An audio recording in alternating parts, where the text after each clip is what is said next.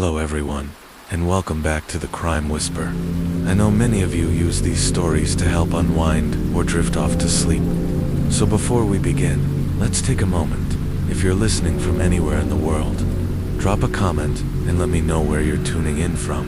And if you've been enjoying these cases, don't forget to like and subscribe. It really helps keep these stories coming. Alright, let's get comfortable. Take a deep breath, and let's begin. Story 1. The disappearance in Taiwan. On the morning of June 1st, 2018, a man in his 60s walked into the Xi'an District Police Station in New Taipei, Taiwan. His last name was Gay, and he was there to report something no parent ever wants to say out loud. His daughter Gay Wu had gone missing. The story began the day before. On the afternoon of May 31st, around 3 p.m., Gay Wu had sent a casual message to her younger sister. "It's too hot, time going out to find somewhere cooler." That would be the last anyone ever heard from her. At first, police weren't overly concerned. From their point of view, there was no clear sign of foul play. After all, Gay Wu was a 30-year-old adult enough to go off the radar for a while without raising red flags. Maybe she left her phone behind. Maybe she was visiting friends. Maybe she just needed space. They noted that fewer than 12 hours had passed since her last message. Still, following protocol, they opened a basic investigation. Soon, they uncovered a small clue. A text message on Gay Wu's phone said she planned to visit the Washan Creative Park in central Taipei. The area is known for its art exhibitions, cultural events, and trendy spots, popular with the city's younger crowd. Apparently, Gay Wu was attending an art seminar that afternoon. This information offered some initial comfort. Perhaps she'd simply lost track of time while enjoying herself. But that fragile hope began to crumble when 3 full days passed with no word from her. On June 3rd, the family, now desperate, went to the Taipei Police Department, which had jurisdiction over Washan. Since 72 hours had now passed, the disappearance was officially treated as a serious case. Authorities acted fast. They split into 2 teams. One searched the Washan area for any trace of Gay Wu. The other combed through surveillance footage, hoping to track her last known movements. The first real lead came from a local convenience store. The owner remembered seeing Gay Wu on the afternoon of May 31st. She came in, withdrew about $32 USD from the ATM, and mentioned the money was for some kind of tuition.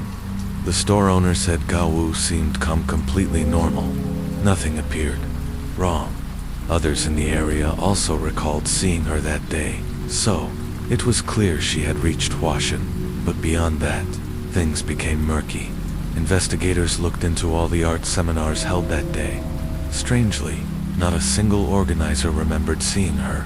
Then came an even more troubling discovery. Surveillance footage showed Gay Wu entering the area but never leaving.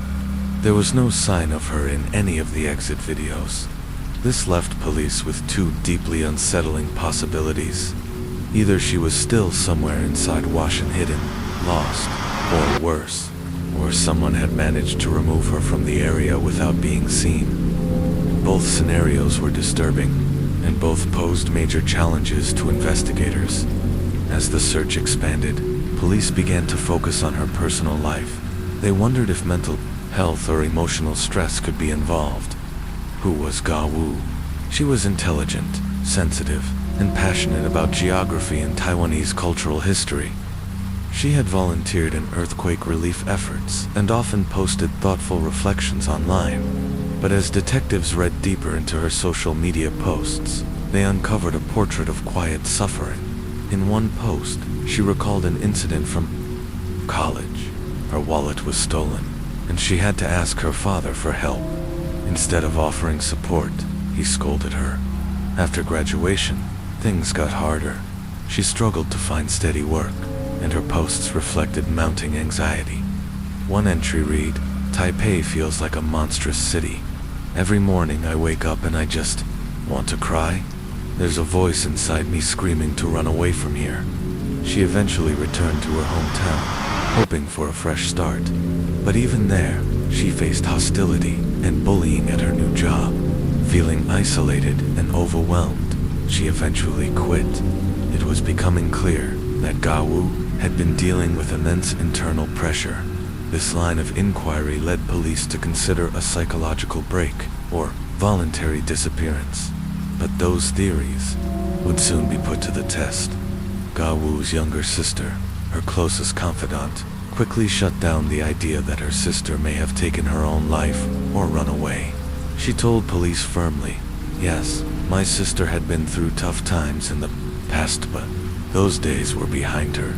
At the time of her disappearance, Gawu had a stable job at a Japanese fashion store and a supportive manager. She wasn't in a relationship, nor was she socially active. Her life, her sister said, was quiet and routine-focused entirely on work and home. It may have been monotonous, she admitted, but there was nothing going on in her life that would cause this kind of behavior. And if she really planned to leave, why wouldn't she take her phone? This simple yet logical observation forced the police to rethink their assumptions. They began to systematically eliminate other theories. Could it have been a robbery? Unlikely. Gawu's modest job wouldn't make her a high-value target. Was it a crime of passion? She had no known romantic relationships. Could it be revenge? Her reclusive lifestyle ruled that out, one by one. The motives vanished until investigators were left with one chilling possibility: a random homicide, the kind of crime with no clear motive and no obvious suspect, the kind that's hardest to solve. But one question still lingered. If Gawu never left Washan, why hadn't the police done a more extensive search of the entire area? It wasn't that they hadn't considered ITT, was that Washan's structure made such a task incredibly difficult.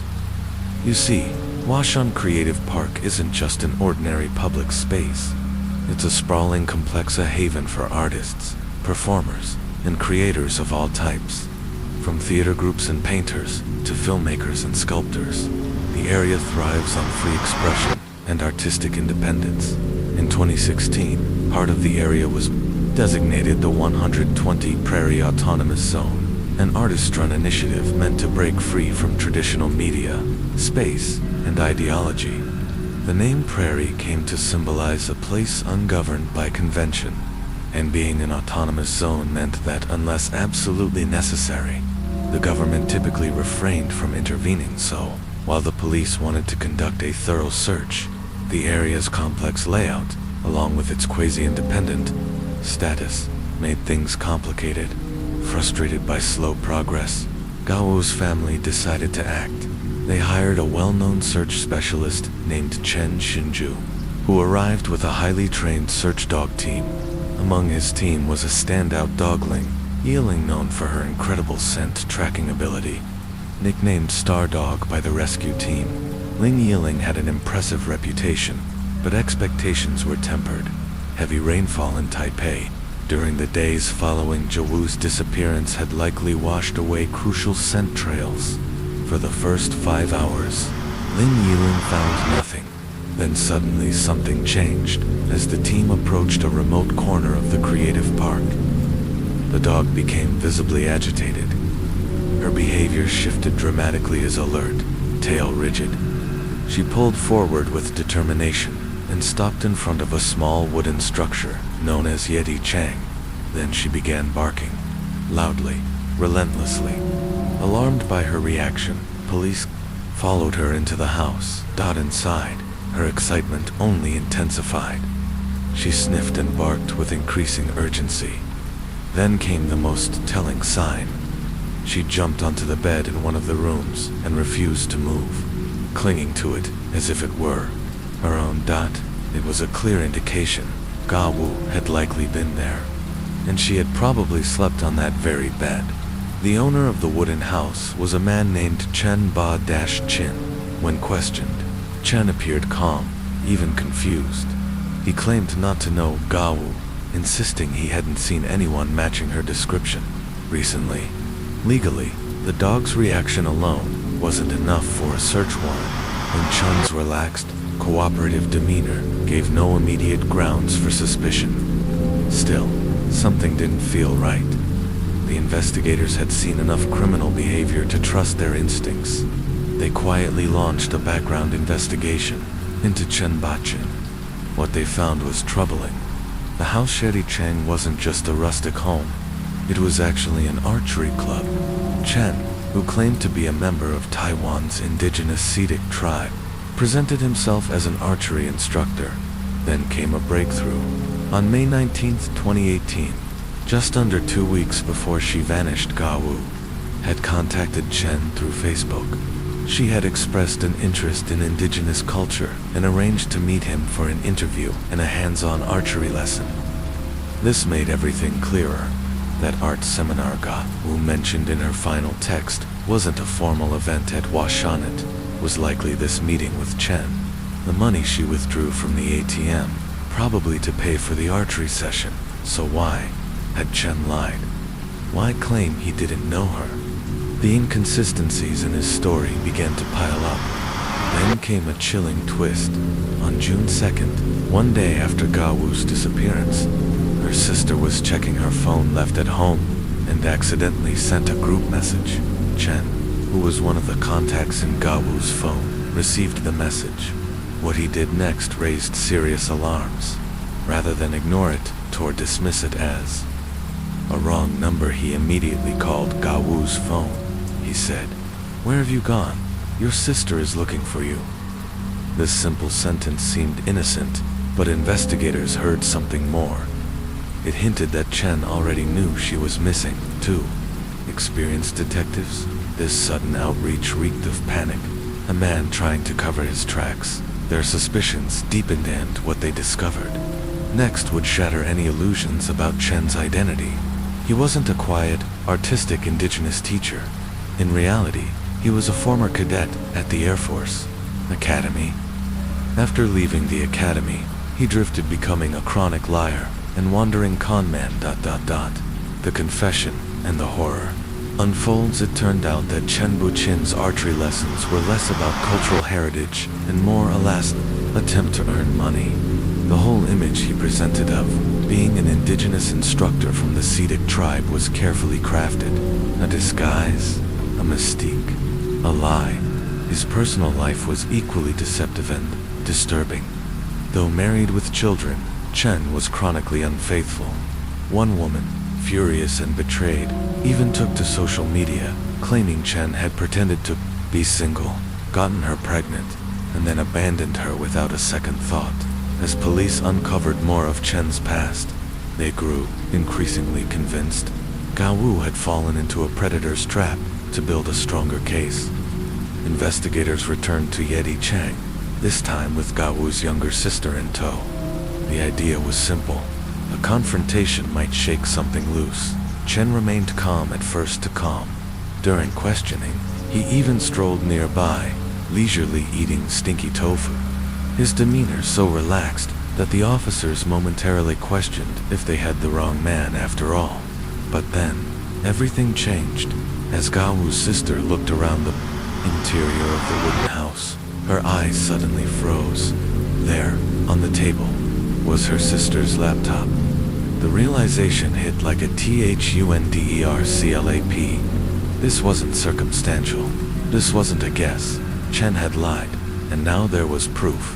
As the weight of the situation came crashing down, Chen's composure evaporated. Sweat poured down his face. The questioning intensified. He grew agitated, then violent. In a sudden outburst, he bit one of the officers. The assault gave police what they desperately needed: legal grounds. To detain him, they knew from experience, a suspect cracks. It means their psychological defenses are beginning to collapse. But back at the station, Chen reverted to defiance. He denied everything, insisted he was innocent, and refused to confess. And then, just like that, the legally allowed detention period expired. The lack of concrete evidence forced the police to release him. It was a bitter moment, but investigators weren't ready to give up. They were watching and waiting. What happened next only confirmed their fears. The moment Chen walked free, he made a beeline for Yeti Chang. He gathered a few essential items and prepared to flee, with a woman by his side. But what Chen didn't know was that Gawu's sister and a close family friend named Su were already watching from a distance. They had anticipated this. As soon as they saw Chen's escape attempt, they alerted police and confronted him. The woman accompanying Chen, identified as Luobi, became aggressive. She tried to block the family and police, seemingly to buy Chen time to get away. Amid the rising tension, Su-wen stepped forward. He looked Chen in the eye and, with calm conviction, spoke. "A girl has been missing for over 10 days. What have you done? You must have been battling your conscience all this time. But I am a man of faith, and in the name of the Bodhisattva, I hope that when you descend to hell, you are forgiven. I beg you tell the truth." Whether it was the words that pierced his heart or simply the realization that escape was no longer possible, Chan stopped resisting. He confessed, according to his own chilling account. Chun Bo-chen's motive was sexual assault, followed by murder. Jie Wu had come to Washin expecting a cultural exchange, an archery lesson, and a chance to learn about indigenous traditions. After the lesson, Chen invited her to stay for a meal, offering traditional indigenous dishes. Her cultural curiosity got the better of her and she accepted. At dinner, Chen invited a few other archery students, claiming he wanted her to feel welcomed. They encouraged her to drink heavily. Eventually, Gawu passed out. With the group gone and his dark urges unleashed, Chen believed the night would unfold the way he had planned. But fate had other ideas. Around 4 a.m. on June 1st, Gawu suddenly woke up, disoriented, vulnerable but aware enough to realize the danger. She fought back fiercely, in a panic, desperate to silence her screams. Chen strangled her. She died from asphyxiation. The crime was already unspeakable, but what Chen did next was even more horrifying. Instead of disposing of her body immediately, he stayed in the room with her lifeless corpse for 3 full days. Eventually, unable to bear the presence of her decaying body any longer, Chen dismembered her, cutting her into multiple pieces. He placed the remains into 7 separate bags and dumped them across Yangmingshan Mountain. He chose the area for its strong sulfuric smell, believing it would mask the scent of decomposition. But even after a meticulous search, some body parts were never found. Later, a grim discovery was made. Preserved tissue samples were found in Chun's home. The implications were too disturbing to speak aloud. Police never confirmed what happened to the missing parts, but those closest to the case feared the worst. When renowned forensic expert Chia Dun was asked to comment, his voice trembled with fury. He described Chen as a cold, calculating sociopath, utterly devoid of empathy beyond rehabilitation, a predator hiding behind cultural makeup and false charm. The case captivated the public not only for its cruelty, but for what it revealed about Chen's deception. And there was one question that refused to go away. Did Chen act alone? There were reasons to suspect he didn't. For one, Gawu's arm was never found. When asked about it, Chen gave conflicting answers, pointing to multiple locations, none of which produced results. Could someone else have helped him dismember and dispose of the body? Was his memory clouded by trauma, or was he covering for an accomplice? The trial and aftermath of Gawu's murder, as speculation mounted, another troubling inconsistency came to light. According to Chen Bo-chen's own testimony, he claimed he had transported Gawu's body to Yangmingshan on a motorcycle. But there was a problem. The distance between Washin and Yangmingshan is over 30 miles, and Gawu weighed more than 220 pounds. Many experienced motorcyclists found it nearly impossible to believe that one man, riding at night and under low-light conditions, could manage such a burden alone. The possibility of an accomplice seemed far more likely. Police considered this theory seriously, but There was a complication. Yangmingshan National Park is remote, and surveillance cameras are sparse. This made it impossible to confirm whether Chen had helped disposing of the body. Then came a twist no one saw coming. When Chen's trial began in August 2019, he suddenly changed his story. He claimed he hadn't sexually assaulted or killed Gawu at all. Instead, he pointed the finger at a mysterious figure man named Eric. Chen said Eric had threatened his family, including his young child, and forced him to take the blame for the murder. He insisted his original confession wasn't given freely, but was the result of coercion. According to Chen, the one who forced him to confess was Su Wentha, close friend of Gawu's father. He accused Su of being a thug who had threatened to have him killed if he didn't take responsibility. But his story quickly began to unravel. How, the court asked, could Su when an ordinary civilian threatened Chen inside a police station under the watchful eye of law enforcement? His claims lacked credibility. The Taipei District Court saw through them. On August 5, 2019, Chen was convicted of premeditated murder and sentenced to death. But the tragedy didn't end there. In a surprising development, Chen appealed the ruling and succeeded. On April 7, 2020, Taiwan's Supreme Court overturned the death sentence. They ruled that Chen still had the potential for rehabilitation, and his punishment was reduced to life imprisonment. For Jaewoo's family, the decision was devastating. They had lost a beloved daughter and sister, and now the man responsible for her brutal death would live. Despite their protests, nothing could reverse the ruling, adding insult to injury. Chen refused to pay any compensation to the family. In a final act of resistance, Gawu's family decided to sue the Taipei Urban Development Department. Their argument was simple. The department had granted permission for individuals like Chen to use the Washin Creative Park, but they failed to manage or monitor its usage, indirectly allowing a predator to operate unchecked. The family sought compensation of nearly $485,000 United States dollars, but the lower courts dismissed the claim, stating that Chen was not a government employee, nor was he acting in any official capacity. There was, the court ruled, no negligence on the part of the Urban Development Department, and so, justice remained elusive. A savage killer had escaped the death penalty. The victim's family had received no closure, no compensation, and no acknowledgement of the institutional failures that allowed this crime to unfold. Story 2. A mysterious death in Inner Mongolia. Our next story takes us far from Taipei to Baotou, a major steel-producing city in the grasslands of Inner Mongolia, China. It was late at night when the emergency center of Baotou No. 3 Hospital received a frantic call. On the line was a young woman, her voice trembling, reporting that her husband had suddenly collapsed from what she believed was a heart attack. She pleaded desperately for help. The address was just over a mile, Ueno, 8 Youth Road, Kundulan District.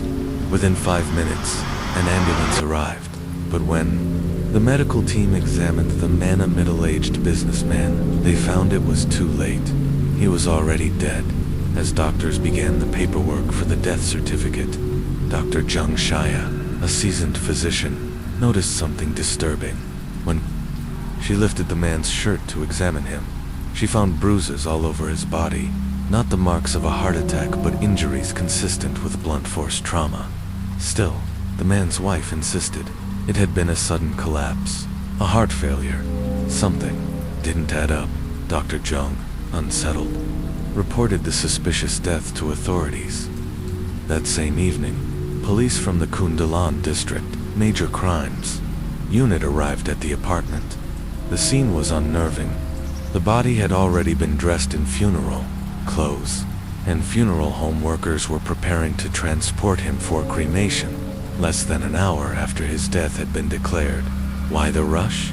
To the detectives, it felt like someone was trying to erase something quickly. They halted the cremation. One team escorted the body to the morgue for a full autopsy. while another began questioning those present. The deceased was identified as Xiao Zhuang, a 53-year-old businessman, well known in the local iron ore industry. At the apartment were three others: Zhao's young wife, Sun Ji, a 21-year-old man named Luan Jian, and his 20-year-old girlfriend, Cao Yan, originally from Henan province. Strangely, Cao Yan was weeping more hysterically than Zhao's own wife when asked about their connection to the deceased. Neither Luan nor Cao gave a clear answer.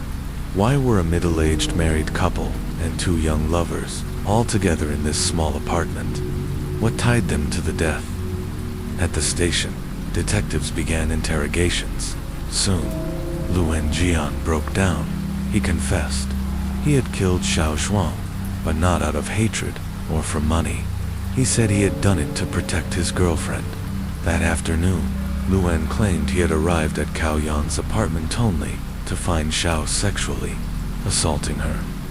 In a fit of rage, he grabbed a nearby object, a hollow plastic pipe, and struck Xiao repeatedly.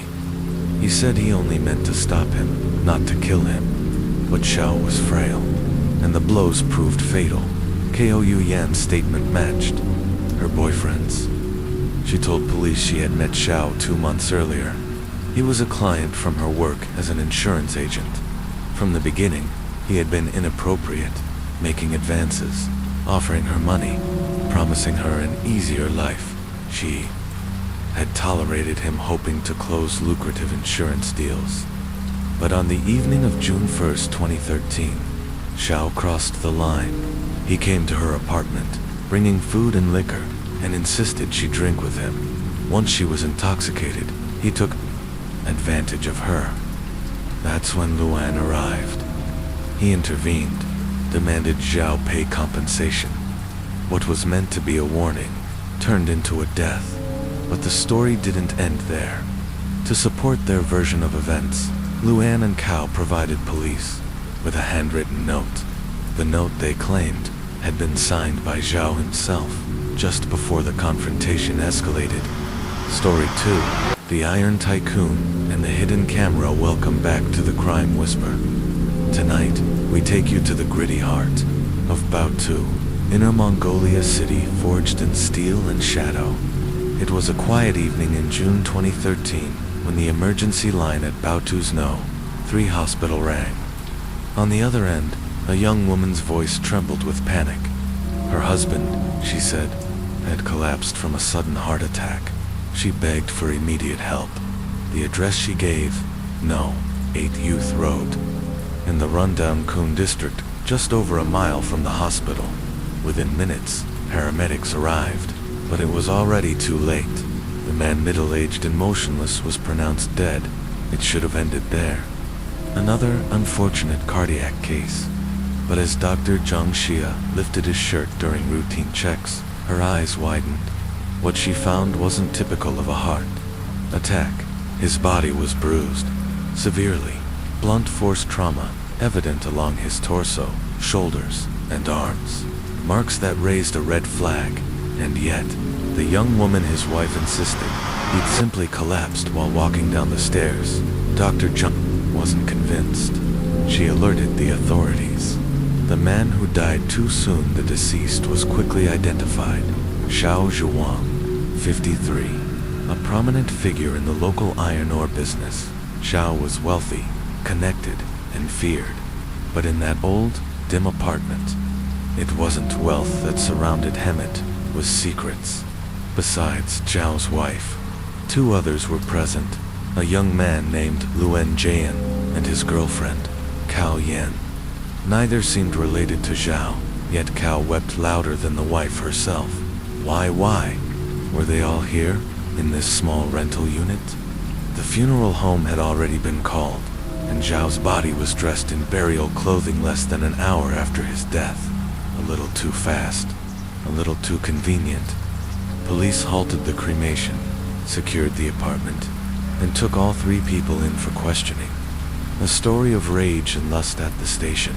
Luan Jian broke first. He confessed. He claimed he walked in to find Xiao sexually assaulting his girlfriend, Cao. Enraged, Luan grabbed a plastic pipe and beat Xiao until he stopped moving. He never meant to kill him, he said. It was self-defense, or rather, a boyfriend's fury. Cao backed him up. She told police she worked in insurance and had met Xiao 2 months earlier. From the beginning, he was predatory, offering her an easier life in exchange for services. She admitted that on June 1st, Xiao showed up at her apartment uninvited, bringing liquor and food. He pressured her to drink. When she felt dizzy, he took advantage. Then Luan walked in. But with Xiao dead, there was no way to verify if their story was real or crafted to prove their innocence. The couple handed over 2 items, a handwritten note with Zhao's signature and a voice recording. In both, Xiao allegedly confessed to the assault. Forensics confirmed the writing and voice were Xiao's still. Detectives weren't convinced. Something didn't add up. The wife with the past there was Zhao's wife, Sun Ji. Was she even at the scene? Police visited her mother. What they learned unraveled a deeper truth. Sun had married Zhao in 2010 when she was just 26, half his age. Her family had disapproved, but Sun was drawn in by the lifestyle, a villa, luxury cars, designer clothes, but the fairy tale crumbled fast. Within a year, she moved back home. The marriage had failed, though she never said why. Now, under pressure, Sun finally confessed. Her husband had been abusive, violent, cruel. He'd beaten her, cheated on her, treated her like property. She hated him. So why had she come to the apartment? Because she said Xiao had called her, begging her to come. When she arrived, she found him tied up. Luan and Cao were demanding 1 million yuan in hush money. Xiao turned to Sun to pay it, but he had no assets left. Everything, his companies, real estate, bank accounts, had been quietly signed over to his ex-wife and daughter. He had nothing. Sun snapped. She picked up a pipe and joined in the beating. By the next afternoon, Zhao was unconscious, then dead. A clock with a secret. Just when the case seemed to make sense, investigators found a plastic bag tucked in the apartment's balcony. Inside were ropes, a stick, and a wall clock. Strangely, the number 6 on the clock had been hollowed out. Behind it, a hidden camera. Suddenly, it all changed. This wasn't just assault, it was blackmail. The camera had been positioned to record everything from the bedroom. Detectives soon uncovered a laptop stashed beneath the bed. It contained footage of Xiao and Cao together. Was it rape? The footage said otherwise. Cao appeared, willing. Confronted again, Luan finally broke. The assault had never happened. The entire incident was a setup, a carefully planned trap. Luan had convinced Cao to lure Xiao into a compromising situation while the camera captured everything. Then came the blackmail. When Zhao panicked, Luan called Sun, knowing she still held resentment and might push for the money. A note, a lie, and a teddy bear, but Sun wasn't just there to negotiate. Detectives found another document, a promissory note tucked into the sofa. In Zhao's handwriting, dated June 2nd, it acknowledged a 1 million yuan debt to Sun, with unusually precise terms, 10,000 yuan monthly interest if unpaid. The note looked premeditated. Sun claimed the money was a loan she'd given Zhao before their marriage, but her family was poor. Where would she get that kind of cash? Cornered, Sun invented a new story. She had a secret lover before Zhou, wealthy man who gave her 1 million yuan and a teddy bear before disappearing. Detectives didn't buy it. The weight of 1 million yuan in cash alone would make that teddy bear suspicious. But more importantly, nothing about her story held up under scrutiny. What remained in the end? Investigators pieced together the cruel game. Cao and Luan trapped. Xiao's son joined in for revenge. Whether it was for the supposed debt or old hatred, she let the beating go too far. Xiao Zhuang, once a tycoon feared by many, died helpless, humiliated, and broken. And though his past was filled with moral failings, the truth is this: justice isn't decided by fists or lies. It's decided in the light, the mastermind behind the curtain. As detectives dug deeper into the tangled web of lies, they uncovered something curious, something that finally began to expose the dark truth. Let's go back to that suspicious teddy bear.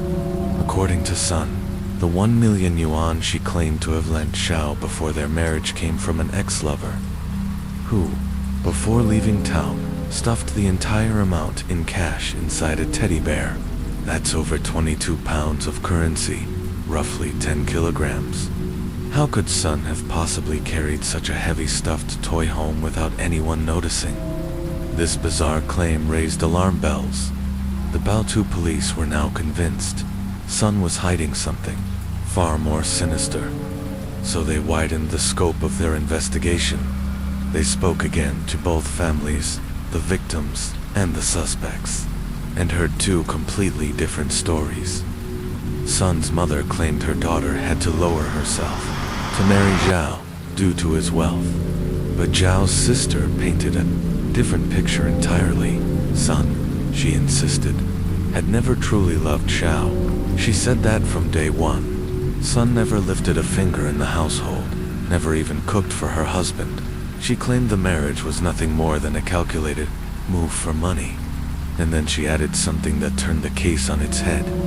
According to Zhao's family, it wasn't Zhao who was having affairs, it was Sun, a lover in plain sight following that lead.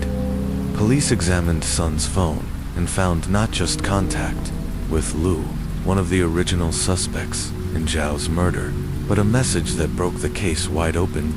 Sent on the evening of June 1st, 2013. It read, "Everything is going according to plan.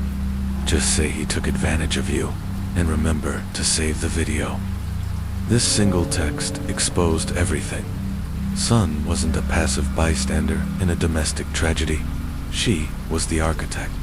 The entire scenario had been carefully planned and executed by her. So, what really happened? It began in May 2010, when Zhao, newly divorced, married Sun, a woman 26 years younger. But within 6 months of their union, the mask began to slip. Xiao, though rich, allegedly belittled Sun for her poor background. At home, he demanded massages, verbally degraded her, and if she resisted, he struck her. But what ultimately broke Sun wasn't just abuse, it was betrayal. She discovered flirtatious messages on Xiao's phone. He was cheating. Yet, when she confronted him and asked for a divorce, Xiao laughed. "Fine, you can leave, but you'll leave with nothing." Sun would get no money, no property, no justice. Not unless she could prove he had been unfaithful. From surveillance to seduction by early 2013, Sun had made up her mind. She needed evidence. So she walked into a local computer repair shop and hired a young technician named Lu to act as a private investigator. He'd follow Xiao, record his behavior, and find proof of an affair. She paid him 200 yuan a day, about $28. But 2 months passed, and Lu came back with nothing. No photos, no suspicious activity. Xiao wasn't taking the bait. Instead, something unexpected happened. Sun and Lu fell into an affair of their own. According to Lu's confession, it started as a physical fling, initiated by him and welcomed by Sun. Over time, it turned passionate. The more their relationship deepened, the more determined Sun became to destroy Xiao. Casting the traps, Sun devised a plan, one both cruel and sophisticated. She needed someone to seduce Xiao, someone convincing. She described her ideal bait to Lu: tall, beautiful, fair-skinned, between the ages of 25 and 28. Lu found the perfect candidate, Kuai Yan. She wasn't an insurance agent. She wasn't Lu's girlfriend. She was a massage parlor worker Lu had recruited and paid with promises 5,000 yuan for her role, and a small business of her own afterward. On May 7, 2013, following Sun's instructions, Kuai rented a 2-bedroom apartment to serve as the trap. Lou installed a hidden camera inside a wall clock in the bedroom. Then Kwa began courting Xiao under the guise of selling insurance. She flirted. She called. She lured him in. But Xiao, despite his reputation, was cautious. He ignored her initial invitations, so Sun adjusted the plan. Kwa would now invite Xiao for a personal meeting, claiming it was her birthday and she wanted to talk. This time, Xiao agreed. The following June 1st, 2013, Xiao arrived at the apartment.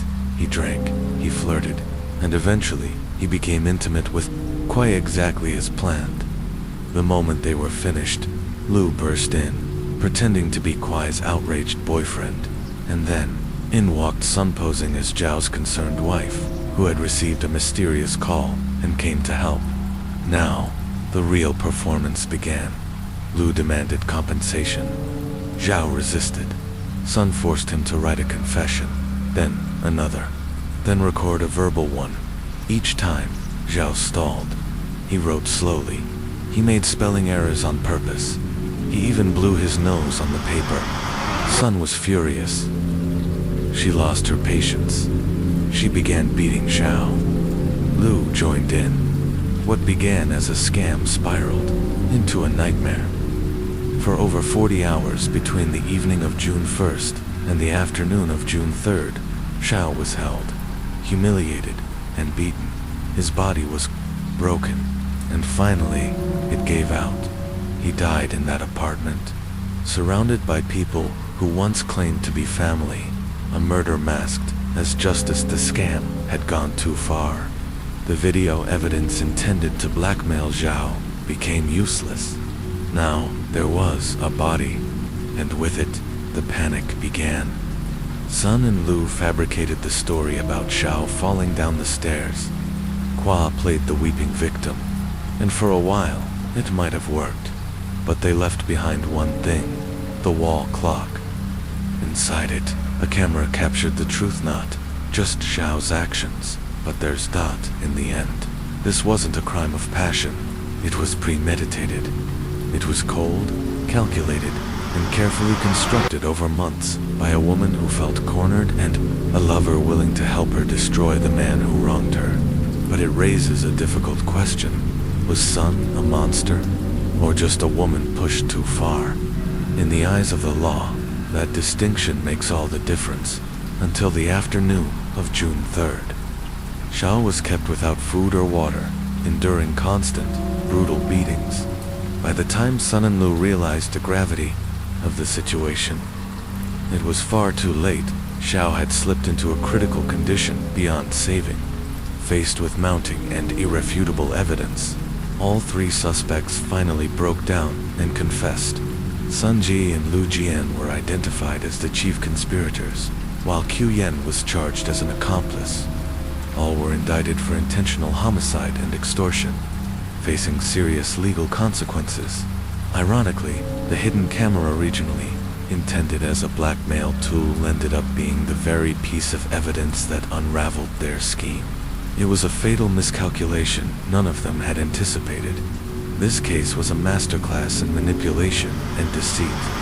The trio had constructed an elaborate web of lies, so intricate that uncovering the truth felt nearly impossible, had it not been for Dr. Zheng's swift decision to alert authorities, and the investigators' relentless pursuit of even the smallest inconsistencies. The truth might have remained buried forever. In the end, Xiao Shuangge, wealthy, respected businessman, not just in violence, but in humiliation, and at the heart of it all was his young, beautiful wife, a woman who, from the very beginning, had seemingly married not for love, but for calculation. Their union was doomed from the start. Story 3. This next case is one of the most hotly debated crimes in modern French history. Public opinion remains sharply divided. Some believe the suspect is guilty beyond doubt, while others insist on their innocence. It's a mystery that echoes the divisive tension of the O.J. Simpson case, set in the picturesque south of France. In the small hillside town of Mogens, just 4 miles from Cannes, this case unfolded in a place known for luxury and leisure.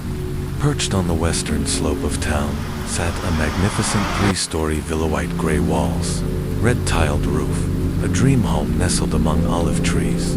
The villa belonged to Gan Marshall, a 65-year-old widow who had lived alone there since her husband's passing. Her only son lived and worked far away, leaving her to enjoy the quiet solitude of retirement till the events of late June 1991, when her tranquil world suddenly turned dark. On the evening of Monday, June 24th, Malgan's police received a call from a woman named Erica. She was frantic. Her close friend, Gan, had seemingly vanished without a trace. Erica explained that they spoke on the phone the previous day, Sunday morning. Around 11:48 a.m., Gan had just finished bathing and invited Erica over for lunch the following day. But Gan also mentioned she was currently cooking for a guest, so they kept the call short. That next morning, June 24th, at 11:30 a.m., Erica arrived at Gan's house as planned. She rang the doorbell, no answer. She called the home phone, nothing. That was highly uncharacteristic of Gan, who never broke plans without notice. A sense of unease crept in. Around that same time, another friend, Colette, showed up. She told Erica that she and her husband had been invited to Gan's home for lunch the day before, at 1:30 p.m., but no one had answered the door or responded to their calls, so they eventually left. Later that evening, concerned, Colette had returned to the villa alone. She rang the bell again, still nothing. She stayed until it was dark, but never saw any sign of Gan. So when she returned the next day and bumped into Erica, they both knew something was terribly wrong. Together, they climbed over the locked front gate to check the property. Pressing their faces against the windows, they saw no signs of a struggle. Still, something felt off. They decided to call a mutual friend, Pascal, who managed a security company. Pascal arrived quickly, accompanied by a security officer. Using their tools, they managed to unlock the main entrance. Oddly, the key was still inserted in the lock from the inside. Inside the villa, everything was eerily still. The windows were locked. The alarm system had not been activated. A breakfast tray sat untouched on the kitchen counter. In the bedroom, the curtains were open. The bed was unmade, and Gan's glasses and a newspaper rested beside it as if she had just stepped away, but there was no sign of Gan. Soon, her private physician, a 74-year-old doctor, arrived to assist in the search. Together, they combed through the villa. Jewelry was still in its place, and an open handbag was found in the bedroom closet, minus any cash. Aside from that, nothing seemed disturbed. Eventually, the group remembered a small guest house on the property. It had a basement, but none of Gan's friends had ever been inside. The police descended the exterior stairs to the basement door. It was locked. They broke the lock, but the door wouldn't budge. Something was wedged against it from inside, through a narrow opening.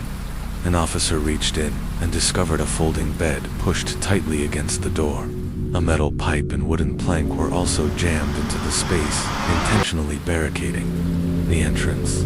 It took considerable effort, but eventually they were able to force the bed and pipe aside, leaving deep scratch marks on the tiled floor. When the door finally swung open, opening parenthesis. You can continue the script from here with your dramatic reveal. After much effort, the basement door was finally opened. Inside, the air was thick, stale, and suffocating. An officer found the light switch, revealing a narrow corridor that led deeper into the darkness. On one side was a small wine cellar. At the end of the hallway, they entered a large storage room lined with 8 old plastic containers filled with crushed stones. A handcart stood nearby, along with other miscellaneous items. On the floor lay a pair of dentures, 2 brown paper bags, and a set of large, rounded scissors objects that immediately gave the officers an uneasy feeling. Continuing their search, the officers moved toward a boiler room with its door slightly ajar. What they discovered inside stunned everyone. Gan Marshall, the 65-year-old homeowner, lay face down near the boiler. Her arms were extended above her head, her hands together, and her legs slightly apart. She wore only a black and white striped bathrobe, which had been pulled above her waist and was stained with blood. Her right foot still had a slipper on. The left one was found nearby. The whole scene was eerie, haunting, and horrifying. The layout of the basement made one thing clear: this had been a sealed room. The only entrance was the metal door, which had been locked and barricaded from the inside with a folding bed and several heavy objects. Whoever had entered or exited had gone to great lengths to make it look impossible. Gan's friends were devastated. To them, she had always been gentle and kind a woman with no known enemies. How could this happen, and why? As investigators combed through the basement, they made a chilling discovery. On the white wooden door to the wine cellar, written in clear, slanted letters, about 3 feet off the ground, were the words, "Omar Ma Tui, Omar killed me." Blood smears stained the base of the door. Similar, but more faded writing appeared on the boiler room door as well. While no fingerprints could be lifted from the writing, it was unmistakably written by someone in distress. Who was Omar? He was no stranger. Omar was Gan's gardener, a 29-year-old Moroccan immigrant who had worked for her for years. Her friend, Erica, described him as polite, dependable, and always neatly dressed. Gan had trusted him implicitly. The next morning, police went to Omar's home, only to find it empty. Neighbors said he had traveled with his family to Toulon, over 60 miles away, to celebrate Eid al-Adha. When police tracked him down there, he seemed genuinely shocked to hear of Gan's death. He adamantly denied involvement, stating he hadn't even been to the basement in a long time. He couldn't even read French, while he recognized only his own name and couldn't interpret the rest of the written message. Due to his limited French, the police had to use a Moroccan-speaking inmate to interpret during questioning. Omar, born in Morocco in 1962, had come to France in his 20s to reunite with his father. He worked hard, married a French woman, and raised a family. He had been employed first by a woman named Pascal, then later by Gan herself, who admired his work and gave both him and his wife employment and a place to live. To him, Gan was like family. She visited his children, treated them as her own. Omar insisted he had no reason to hurt her, but the message on the wall said otherwise. Police turned to Gan's friend, Pascal, who confirmed that Omar had worked at her home on the day of the murder, June 23rd. She said he seemed normal, and at the end of the workday, had asked for 2 days off to join his family for Eid. He claimed he had already cleared it with Gan. That raised suspicions. Was it possible that Omar, while working at Pascal's, had slipped away to Gan's villa, committed the crime, then returned to finish his shift, creating an alibi? The timeline fit. Omar's wife told police he had arrived in Toulon on June 24th, a day after the murder. Coming up next, forensic revelations about Gan's injuries, strange inconsistencies in the timeline, and the one piece of evidence that might turn everything on its head. Forensic analysis revealed the chilling brutality of Gan's final moments. She had been struck on the head at least 5 times with great force, though there was a small puncture wound on her neck, likely caused by a tool resembling scissors. It wasn't fatal. The real damage was to her chest and abdomen, which bore 10 sharp force injuries. All of her finger joints were broken, clear evidence that she had fought back with her bare hands in a desperate struggle. Scratches and dirt on her limbs indicated she had been dragged across the floor. Despite her many wounds, none were instantly fatal. The ultimate cause of death, severe blood loss.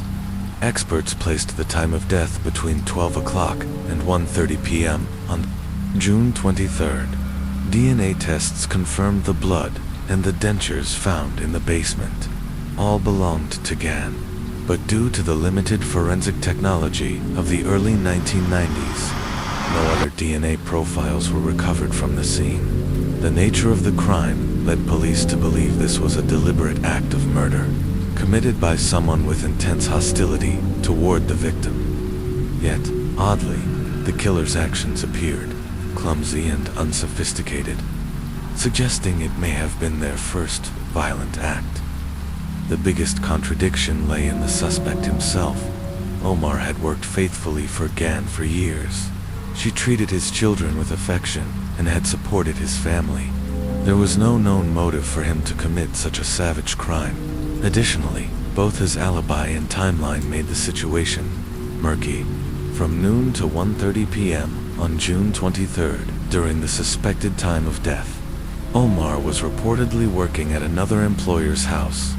His boss, Miss Pascal, confirmed this. And yet, why was his name scrawled in blood on the doors inside the basement?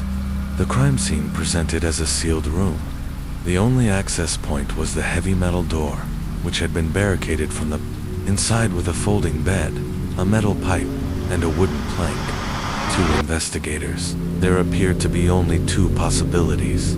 Either Gan had written Omar's name with her last strength to identify her killer, or someone else had staged it to frame him. But if the killer had left that message, why would they implicate themselves by name? Could it have been another person named Omar, without a surname written? The theory was possible, but purely speculative. There was no supporting evidence to confirm it. One seasoned investigator raised a critical doubt. Would a dying 65-year-old woman, suffering excruciating injuries, be physically capable of writing such clean and legible words on a door? Moreover, one of the messages appeared unusually neat. Would someone in that state manage that? Adding to the suspicion was a grammatical mistake in the French writing. As an educated, upper-class woman, Gan was thought unlikely to make such an error, but a review of her personal documents revealed that she often confused tenses. Such mistakes were common in her writing. This reopened the possibility that she had, indeed, written the message in her final moments. A month after the murder, a police handwriting expert compared the message to Gan's known writing symbols. The conclusion: the clearer line appeared to be written while Gan was kneeling. The fainter, less legible one seemed to have been written while she was lying on the floor, her strength fading. But not all experts agreed. Some pointed out inconsistencies, such as shorter letter endings compared to her usual long flourishes, arguing the handwriting did not match. Without consensus among the handwriting analysts, the investigation stalled. Meanwhile, the media exploded with coverage of the case. The strange and gruesome murder of a wealthy woman in her own sealed basement captivated the public. Pressure on the police mounted. Investigators returned to the scene multiple times, desperate to find anything they might have missed. Some theorized that Gan, suffering a sudden psychological break, may have barricaded herself in the basement and staged the scene during a mental episode. But this idea was quickly rejected. Gan's friends and family described her as happy, social, and mentally sound. No psychiatric medication was found in her home, and she had never received mental health treatment, with no solid leads. The case stagnated. That's when a reporter named Levy began digging. He noticed something strange in the official crime scene documentation. There was no detailed description of the wine cellar's structure. He speculated the police may have overlooked that part of the basement. His independent investigation revealed a key detail. In 1989, Gan had hired a contractor to install a ventilation system in the wine cellar. A year before the murder, she even added 2 small windows to improve airflow. Levy also pointed out that the basement housed the swimming pool's filtration system. The fact that Gan was found in a bathrobe and slippers suggested she had just finished bathing, perhaps heading to the basement to turn on the pool filter in preparation for her guests. That's when she may have been attacked. If this were true, it raised a disturbing new possibility. The killer didn't barricade the basement from within. They escaped through a wine cellar window, and the sealed room was an illusion. Levy's theory caught fire with the public. It made sense. But skeptics pushed back, arguing his claims lacked hard evidence. After all, installing a ventilation system and adding windows to a basement isn't necessarily unusual. Still, if the killer had escaped through one of those windows, who had the access and knowledge to do so? The spotlight returned to Omar as Gan's longtime gardener. He was intimately familiar with the layout of the property, including the basement and its hidden exits. Could he have used that knowledge to stage the perfect crime? Omar insisted on his innocence. According to his statement, on June 23rd, he worked the morning at Miss Pascal's house. At noon, he rode his motorcycle home to Lacanau for lunch. On the way, around 12:05 p.m., he stopped at a bakery in Mogens to buy bread. The shop was small, just one. According to Omar, after buying bread at a local bakery, he continued his ride home. Arriving around 12:15 to 12:20 p.m., he claimed that as he reached his doorstep, he bumped into a casino owner and exchanged a few casual words before heading inside. By 12:40, he'd finished lunch and set out again. Returning to work at Miss Pascal's residence around 1:30 p.m., he worked through the afternoon, and later that evening, stopped at a public phone booth to call his wife, who had already left for Toulon. He informed her that he would join the family the next day, and then returned home to rest.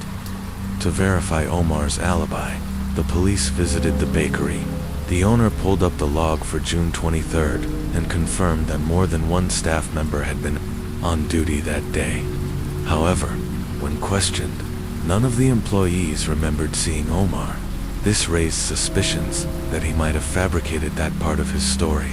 Next, police turned to the casino owner Omar had mentioned.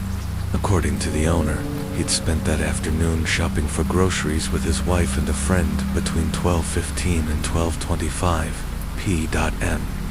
He couldn't recall running into Omar that day, adding that he typically didn't pay much attention to familiar faces on the street.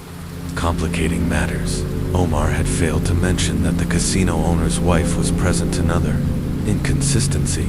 Further scrutiny of Omar's phone records revealed a major contradiction. The call he claimed to have made to his wife in the evening had, in fact, been placed at 12:51 p.m. during the estimated window of Gan's murder. With no concrete alibi and the timeline growing murkier, Omar remained the primary suspect. He protested, insisting that he never imagined being accused of such a horrific act. If he had known his every move that day would come under such scrutiny, he said, he would have paid more attention to the details. 4 months after the crime, forensic teams analyzed Omar's clothing and shoes from June 23rd, along with the large scissors discovered at the crime scene. The results were mixed. Omar's shoes contained no basement dust, though investigators speculated that the worn soles may not have retained residue. His pants did test positive for traces of plaster and fiberglass, and the scissors bore animal DNA, which experts said couldn't rule out the possibility of human origin. But some forensic analysts disagreed with the implications. No plaster-containing materials were found in the basement, and fiberglass is commonly encountered in many environments. As such, the evidence wasn't enough to definitively prove Omar had been at the scene. By November 1991, Omar had been in custody for 5 months. Desperate, he began a hunger strike to protest his innocence. Still, his cries fell on deaf ears. One night, in a moment of despair, he set his prison blanket on fire. Thankfully, a guard discovered it in time to prevent disaster. After nearly a month without food, Omar's condition deteriorated. He was transferred to a hospital, where he was allowed to see his family. During the visit, he broke down, emotionally shattered. Encouraged by their support, he finally resumed eating. Shortly after, Miss Pascal, his former employer, visited the police with her daughter, son-in-law, and housemaid. All vouched for Omar's character, describing him as gentle and incapable of violence. They pledged to help him secure a lawyer and clear his name. Then, Miss Pascal revealed something stunning. She told police that on the night of the murder, she received an anonymous phone call. The voice on the line was deep and gravelly. The caller said, "Your gardener has caused big trouble." He used his own blood to write that message. Investigators remained unconvinced. During one interview, Omar inadvertently revealed something he'd kept hidden. He had a gambling habit. The police pressed further. Omar admitted he occasionally visited a local casino, but claimed he only played small games and limited his bets. But that, too, didn't hold up under investigation. Records showed that Omar frequented the casino almost weekly, not monthly, as he'd claimed. The pattern contradicted his image of modest, conservative behavior. Worse, bar owners came forward. One reported seeing Omar often engaging with female hostesses, flirting and buying them drinks. This painted a very different picture from the humble, hard-working gardener his supporters described. Omar's image was unraveling, and yet, none of the evidence was definitive. He had no clear motive, no eyewitnesses, and the one thing tying him to the crime, the name Omar scrawled in blood, remained the most mysterious element of all. Despite maintaining his innocence, Omar's credibility began to unravel. His earlier statements had inconsistencies that remained unexplained, and the man who once appeared sincere and humble now seemed far less trustworthy. Still, public interest in the case only intensified. 6 months after the murder, reporters were lining up to interview him in prison. When questioned, Omar continued to proclaim his innocence. He accused the investigators of framing him, manipulating evidence, and tarnishing his reputation. He appeared emotionally exhausted and overwhelmed, uncertain of how to prove he wasn't the killer. The media coverage had stirred public sympathy. Many believed Omar had been wrongfully accused, and that the authorities were using him as a scapegoat to cover their own investigative failures. In December 1991, Omar applied for bail for the second time. Once again, the court denied it, prompting outrage and further criticism of law enforcement. Supporters became more vocal. His defense attorney argued that the police had failed in their duty to seek justice and had instead wronged an innocent man. 2 months later, in February 1992, Omar filed a third bail application, but just days before the hearing, police forensic experts presented new findings. Dust on Omar's pants matched the unique dust composition found in Gan's basement. This, they argued, proved he had been there. Omar gave an explanation. He claimed that 2 months before the murder, Gan had bought flower pots and, not knowing where to store them, asked him to place them in the basement. But this statement contradicted an earlier claim he made, where he said it had been a long time since he had set foot down there. This inconsistency damaged his defense. In March 1992, a French newspaper published a damning article alleging that Omar had once stolen a gold necklace from his wife to pay gambling debts.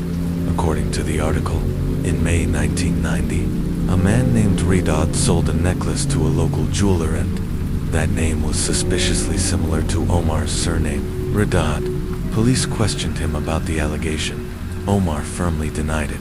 He insisted that his wife was kind and generous and would have helped him financially if he had asked. Moreover, he claimed he wasn't even in France during that time. He had been in Morocco, and immigration records supported his statement. If true, the man who sold the necklace could not have been him. Later that month, Omar submitted a fourth bail request. Again, it was denied. In court, Omar demanded to know who was leaking damaging information about him to the press. He believed he was the target of a smear campaign and insisted that someone within the system was deliberately trying to destroy his reputation. Meanwhile, the investigation briefly shifted focus as police explored several other potential suspects. One was Omar's brother, who reportedly had a resemblance to him and was thought to have been mistaken for Omar by Gan. But that theory was quickly debunked. His brother had never left Morocco. Another suspect was a former chef who had clashed with Gan in the past. but he was working for another employer at the time and had a rock-solid alibi. A Frenchman who had reportedly argued with Gann also came under scrutiny, but he had left France for Switzerland 2 days before the murder, with passport stamps and travel records confirming his absence. The final suspect was a man named Gilbert, who lived in a trailer near Gann's home and had a reputation for petty theft. However, investigators learned that on the day of the crime, Gilbert was in Morocco visiting relatives, verified by travel documents, with all alternate suspects eliminated. The case circled back to Omar. In April 1992, Omar submitted a fifth bail request. Again, the court refused. Frustrated and desperate, Omar began a hunger strike on April 16th. Within days, he stopped drinking water as well. His health quickly deteriorated, and after collapsing, he was hospitalized. But even this dramatic protest brought no relief.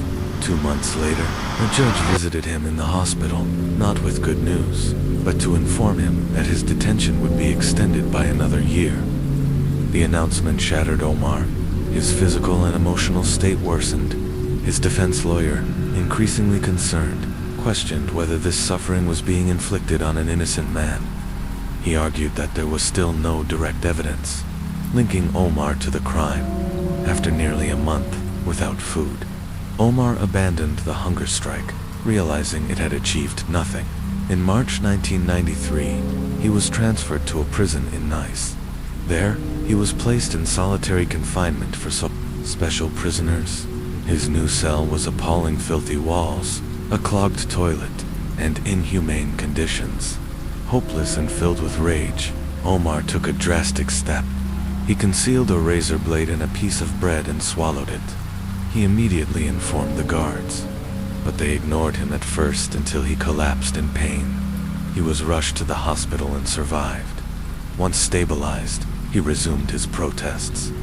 Eventually, he was moved into a regular prison cell with more tolerable conditions. During his 10-month stay in Nice, the police officially closed the investigation into Gann's murder, 3 years after the crime. In January 1994, Omar Radad stood trial at the Nice Criminal Court. The courtroom was filled with observers, some convinced of his guilt, others equally convinced of his innocence. After 9 tense days of arguments, the verdict was announced. Omar Radad was found guilty of the murder of Gann. He was sentenced to 18 years in prison. Outrage followed, almost immediately. Across France and in the Moroccan community, many saw the verdict as a gross miscarriage of justice. The case lacked definitive evidence. Public support surged. A retrial was demanded. Omar's defense team hired a private investigator and urged him to keep fighting. 2 weeks after the verdict, in February 1994, 18 lawyers issued a powerful, joint statement condemning the court for convicting Omar without enough proof. They called the case a legal disaster. In response, the Labor Union Federation fired back, accusing the lawyers of undermining the French judicial system for political attention. That same year, a writer named Jean-Marie Loehr published a book titled Omar, The Making of a Criminal. He claimed to have written it in a fury, completing the manuscript in just 3 weeks. Loehr painted Omar not as a murderer, but as a victim framed and betrayed by an elite society.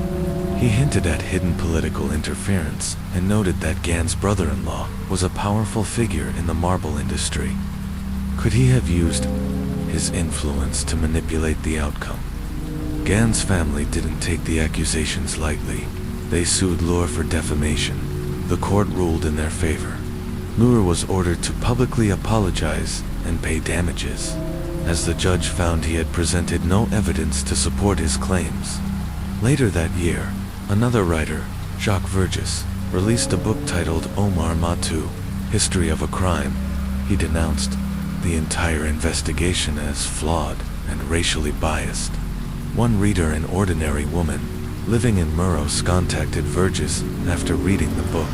She claimed that on the day of the murder, she saw a suspicious truck parked near Gann's home. In the back were wooden boards. stained red possibly with blood verges, held a press conference alongside the woman, presenting the discovery to the public. Police investigated. They found the truck belonged to a local painter who used it to transport wood and red paint. At the time of the murder, the man had a verified alibi. Once again, the lead went nowhere. In May, a newspaper article stirred even more intrigue, titled "The Second Omar." It claimed that Gan knew another man named Umar, someone she had allegedly met at a casino before the murder. Investigators tracked this second Umar down. He lived about 10 miles from Gan's home, but the claim turned out to be tabloid bait. There was no evidence linking him to the case, and he had never met Gane. Meanwhile, Omar Radad continued to appeal to the highest court in France. A year later, the French Supreme Court issued its final ruling. There had been no procedural errors in the trial. They upheld the original verdict, stating that Omar's trial had been fair. Then, in September, a twist. A man who had just been released from Clairvaux prison gave an interview to a Moroccan newspaper. He claimed that during his time behind bars, another inmate named Ailing had confessed to him, saying he, not Omar, had murdered Gan. After Omar's release from prison, yet another shocking claim surfaced, this time from inside the prison walls. A fellow inmate came forward, stating that another prisoner named Ailing had confessed to the murder. According to this claim, Elaine's girlfriend had once worked at Gan's home as a maid, but had been fired due to poor performance. Enraged by the dismissal, she allegedly persuaded Ailing to take revenge. The story suggested that Ailing and the maid had broken into Gan's villa with the intention to steal. When Gan caught them in the act, panic took over and they killed her. Ailing then supposedly wrote "Omar Ma" to her, "Omar killed me," on the wall to mislead investigators and shift suspicion onto someone else. The claim generated immediate interest. Police swiftly located and questioned Ailing, but their findings were conclusive. On the day of the murder, Ailing had been hospitalized due to a motorcycle accident, and his girlfriend had been at his side the entire time. Hospital records confirmed the alibi. When confronted with the evidence, Ailing admitted he had made the entire story up while in prison. Another dead end. In May 1996, a surprising turn of events occurred. At the request of Moroccan King Hassan II, French President Jacques Chirac agreed to reduce Omar Radad's sentence from 18 years to 4 years and 8 months. Behind the scenes, a quiet diplomatic agreement was reached. Morocco would in return release a French prisoner. 7 years after Gan's murder, yet another theory emerged. A report suggested Gan had ongoing financial disputes with 3 Italian men who had since fled to Italy. However, the growing anticipation of Omar's release overshadowed this lead. The public wanted to know, what would Omar do next? On the day of his release, crowds gathered outside the prison gates. When Omar finally walked out, cheers erupted. He appeared confident and composed, flashing a quiet victory sign to reporters before being driven away. In an interview, he stated he would not rest until he uncovered the real killer and cleared his name for good. In February 2000, on the 6th anniversary of Omar's conviction, a court of appeals responded to persistent calls from investigative and review committees and ordered a fresh inquiry. The main focus: the controversial messages written in blood at the crime scene. 2. Independent handwriting experts were appointed. Their findings were striking. The messages in the basement were not written by Gane. In January 2001, the appeals court also authorized new DNA testing on items from the crime scene, including a metal pipe, wooden plank, and paper bags. A month later, results revealed DNA from 2 unidentified men. Unfortunately, the profiles could not be matched to anyone, and this new evidence, while intriguing, wasn't enough to overturn Omar's conviction. Then, 11 years after the murder, journalist Jean-Marie Lourathar of the explosive book on the case received a phone call from a man identifying himself as Guy. The caller claimed he had once been the driver for a cult leader in the infamous Order of the Solar Temple, a doomsday cult operating across Europe, and that Gann had been a member. According to Guy, on the morning of June 23, 1991, he had driven 3 cult members to Gann's home. They entered around 11:45 a.m., and he returned to pick them up at 2:15 p.m. Guy suggested that Gann may have been murdered over financial disputes within the cult. The story quickly unraveled. Police discovered that Guy was a known con artist, with a criminal history full of blackmail and fraud. He had no credible connection to the Solar Temple or Gann. Once again, the case returned to square one. After his release, Omar wrote a book titled Perp, translated into English as Why. The book chronicled his ordeal, his conviction, and the torment he endured behind bars. It became a bestseller and was eventually adapted into a film. In the book, Omar addressed a critical detail: the bakery. When originally questioned by police, he had named the wrong one. It wasn't until much later that he realized he had confused it with another bakery he visited regularly. After the book's release, numerous people visited the correct bakery. Staff confirmed that Omar did, indeed, often come by around noon to buy bread. Despite receiving a partial pardon and walking free, Omar's struggle was far from over. He continued to live under the shadow of suspicion and remained restless in his pursuit of justice. He refused to let the case fade from public memory, repeatedly seeking avenues to appeal and urging authorities to review the evidence. Yet, despite the controversies, legal motions, and conflicting theories, many still believe the case was never as complicated as it seemed, that Omar Radad was, in fact, guilty of killing Gann. Perhaps the most haunting truth of all is that, to this day, only one person truly knows what happened in that basement. Story 4. A murder, disguised as a robbery. The Ansong apartment homicide was just after midnight on June 9, 2008, in Ansong City, located in South Korea's Gyeonggi province. Miss Kim, a karaoke hostess, had just finished her shift and was growing increasingly uneasy. Her close friend and colleague, Kang, hadn't responded to any calls or messages for 2 days. This was completely out of character for Kang, who was diligent, reliable, and never one to vanish without warning. Miss Kim took a taxi to Kang's second-floor apartment. The first thing she noticed was the light behind the curtains. Knowing Kang never slept with the lights on, her worry intensified. She rang the doorbell and called out several times. Nothing. Then she tried the door. To her surprise, it was unlocked. What she found inside would haunt her forever. Kang's lifeless body lay face down in a pool of blood in the living room. Her skin was already turning purple. The scene was horrific. 2 stab wounds to the face, 2 more to the neck, and a staggering 28 wounds to the chest and abdomen. Even more chilling, 39 slashes carved into her thighs and calves. One stab was so forceful, it shattered a tooth on the left side of her face. This wasn't just murder, it was a slaughter. Investigators concluded immediately that the killer had used extreme force, likely someone physically strong, on the bedroom floor. They found bloody shoe prints, men's US size 8. The prints twisted through the bedroom, even staining the mattress, before leading in a straight line toward the front door. Forensics confirmed it was the victim's blood, from the open window in the bedroom and the blood patterns across the apartment. Police reconstructed the likely sequence of events. The killer had climbed in through the window while Kang was resting.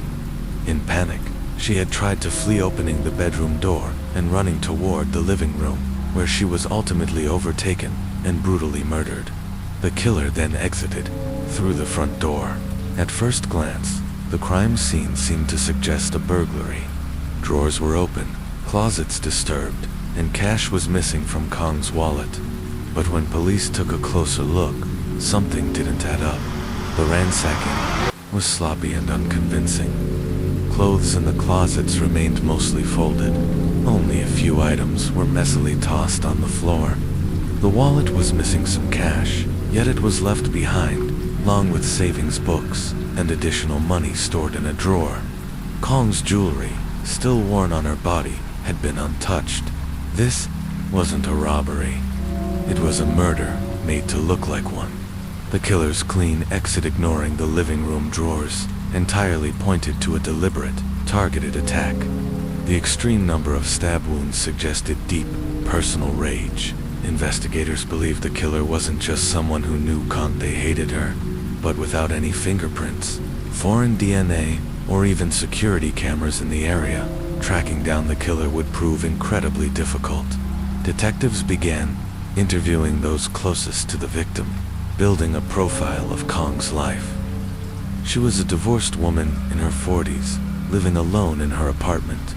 Her only son, Kim Jangjin, 20, had moved out recently to be closer to his university and part-time job. Attention quickly turned to Kong's 45-year-old boyfriend, Mr. Lee. While he often stayed overnight, neighbors described their relationship as stormy and toxic. Violent arguments were common, mostly stemming from Lee's obsessive jealousy. A crucial clue came from a neighbor who recalled hearing screams from Kong's apartment around 5 a.m. on June 7th.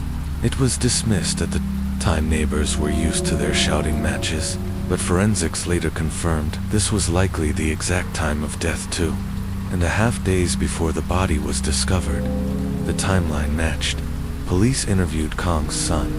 Devastated, Kim told investigators that Lee had been possessive and controlling. He would constantly check Kong's phone, question her about her schedule, and even block contacts he didn't approve of. Phone records confirmed that Lee frequently called Kong, but communication abruptly stopped just a few days before the murder. This cast further suspicion on him. Then, a new twist surfaced. Roughly a year before her death, Kong had taken out an astonishing 13 life insurance policies, paying a combined premium of $1,500 a month, an enormous sum for someone juggling multiple jobs just to stay afloat. Upon her death, these policies would pay out a total of $250,000, with her only son, Kim, listed as the sole beneficiary. While it wasn't unusual for a parent to name a child as beneficiary, the number of policies and the size of the payout raised red flags. Investigators had to ask, was the son involved? They began verifying the alibis of both Kim and Lee. Kim told police that from the evening of June 6th through the afternoon of June 7th, he had been drinking with 3 friends at his rented apartment about 2 miles away. All 3 friends were questioned separately and confirmed his story down to the smallest detail. The group's timeline remained consistent, despite repeated questioning. The focus now turned back to Mr. Lee. Story 4 continued.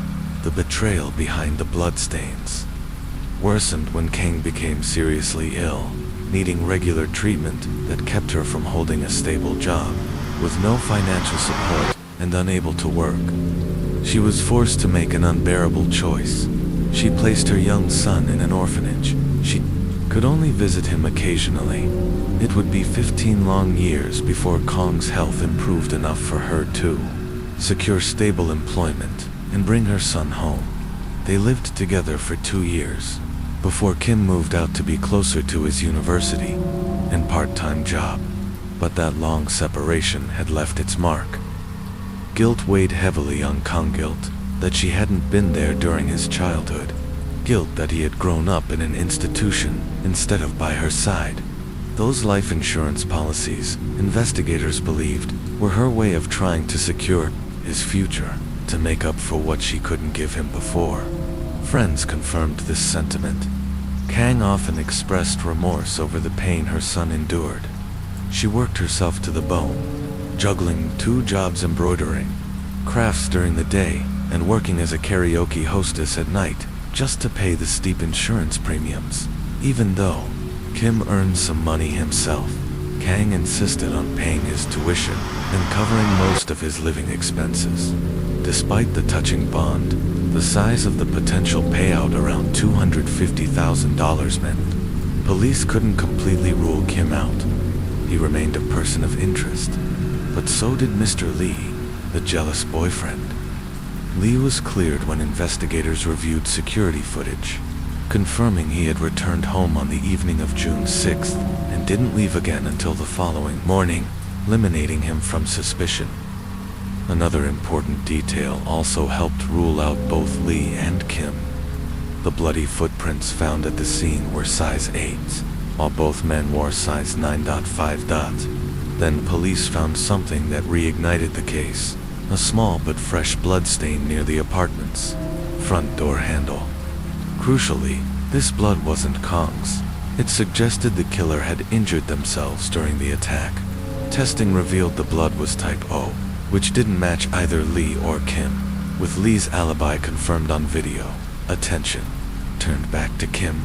His alibi depended on 3 friends who had all grown up with him in the same orphanage. It was a tight-knit bond strong enough to prompt police to question whether these friends were protecting him. So investigators changed their approach. They separated the friends and began a new round of probing interviews. The tactic worked. 1 friend broke down. He admitted that he had arrived late to the gathering due to work. Pressed further, he became evasive, raising more suspicion. Then came the confession that shifted the entire investigation. There was a 5th person at Kim's apartment that night. Cho Kung-Han. Kim had reportedly instructed his friends not to mention Cho to police under any circumstance. Why? As police soon discovered, Cho was more than just a friend. He was extremely close to Kim and had even stayed at Kong's home for a time when he had nowhere else to live. Following the murder, Cho disappeared, shutting off his phone and vanishing. CCTV footage revealed he'd boarded a bus to Gunsan in North Gala province. The day after the crime, investigators quickly found that Cho's blood type was O, matching the blood left at the scene. One of Kim's friends also recalled seeing a bloody bandage in the bathroom at Kim's apartment the day after the murder, for evidence pointing to Cho's involvement. A manhunt was launched. Investigators, understanding the unbreakable bonds often formed among those raised in orphanages, reached out to Cho's old friends. It was a gamble and it worked. One friend gave up his location. On June 26, 2008, police arrested 19-year-old Cho Kyung-Han at a phone booth near downtown Gunsan. He didn't resist. In fact, he immediately confessed to killing Kong, the mother of his closest friend, Kim. But what he said next stunned everyone. Kim, the grieving son who claimed to be devastated by his mother's death, was actually the mastermind behind the murder. According to Cho's confession, Kim was fully aware of the life insurance policies his mother had purchased. That alone proved he had lied to investigators. After all, how could Cho, a friend, have known about the policies unless Kim told him? Under interrogation, Cho detailed a dark and greedy plot. Kim, weary of living in poverty, saw a deadly solution. He told Cho, "How long are we going to live like this? If we kill my mother, we'll get the insurance money. We'll be able to live comfortably. I'll share the money with you." At first, Cho hesitated, but Kim kept feeding him fantasies of a better life. No more rent, no more debt, no more scraping by. Eventually, Cho gave in. On the night of the murder, the final betrayal. A son's calculated crime. The night of June 6th, under the cover of darkness, Kim and Cho quietly slipped away from Kim's apartment while their 3 friends lay unconscious from alcohol. Their destination, Miss Kong's home. Kim had planned every detail. He brought a small folding ladder, knowing that the second-floor sliding window had no latch, no bars, nothing to keep them out. Kim climbed in first, silently entering his mother's apartment. Once inside, he unlocks the door and let Cho in. Then, without hesitation, Kim climbed back out and waited in the car. Just before 5 a.m., as Kang returned home from her night shift, Kim watched from the car as his mother, exhausted, walked across the front yard toward her building. At that moment, he dialed Cho. The instructions were chilling. "She's coming. Hide in the bedroom. Wait until she enters, then finish it. Make sure she doesn't escape. No mistakes. As Cho prepared to kill the woman who had once taken him into her home, Kim stood guard outside ready to intercept her if she somehow got away. He didn't need to. Inside, Cho launched a vicious, frenzied attack, stabbing Miss Kong dozens of times. After the murder, the two staged the scene to look like a botched robbery. They took some cash from her wallet. During the chaos, Cho cut his hand, leaving behind a small blood trace, something they failed to clean completely. They wiped down surfaces, destroyed evidence, and just before sunrise, drove to a nearby mountain where they disposed of the knife, gloves, and bloodied clothes. Then they returned to Kim's apartment and slipped back into bed just in time to make their sleeping friends unknowing alibis. Cho's confession changed everything. Kim was no longer just an unfortunate son mourning his mother. He was the architect of her murder. In follow-up interrogations, Cho revealed even more. When he left the orphanage at 18, Kim had convinced his mother to let Cho live with them. Kong agreed, out of both guilt and compassion. But Cho, unemployed and directionless, became a financial burden. Kong eventually helped him get a job at a restaurant with room and board to ease her strain, but Cho took that gesture not as kindness, but rejection.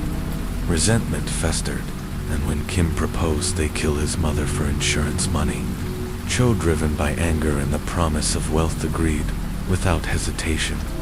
Police moved swiftly. Kim was arrested at his rental apartment in Enyang. Faced with Cho's full confession and mounting evidence, Kim refused to admit anything. Instead, he portrayed himself as a victim of circumstance, an orphan who had fought his way into college only to be falsely accused of a terrible crime. Online, he garnered brief sympathy, but facts told another story. Investigators found credit card records showing that Kim had rented a car and purchased gas at 1:20 a.m. on June 7th, the same night he claimed to be asleep at home. Then came the fingerprints. Cho had said Kim entered through the second-floor window. Investigators found Kim's prints on the windowsill, pointing inward from outside. If he'd touched it from inside, they'd point outward. It was a small detail, but damning. Kim likely removed his gloves for a better grip and forgot to wipe the sill clean during the cover-up. With credit card receipts, fingerprints, and Cho's detailed testimony, the case was airtight. Kim was headed to trial in court. The emotional toll was unbearable. A close friend of Kong testified, tearfully recalling how Kong often said, "Don't worry about anything. I've prepared everything for him. Even if something happens to me, he'll be okay."